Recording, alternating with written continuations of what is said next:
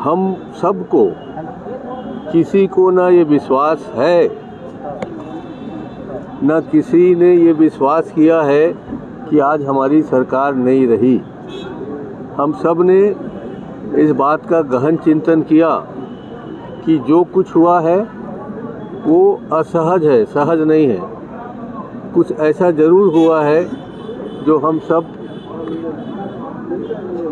मैं कह सकता हूँ कि हम सब के समझ में नहीं आया।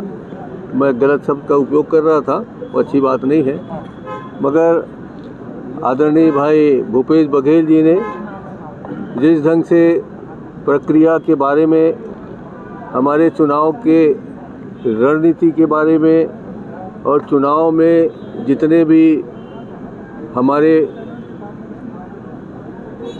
वरिष्ठ नेतागण आए थे, उन सब के संदर्भ में जब विस्तारपूर्वक हमें समझाया है तो ऐसा लगा है कि आज हम सबका दर्द, हारने का दर्द, सरकार चले जाने का दर्द कुछ समाप्त हुआ है।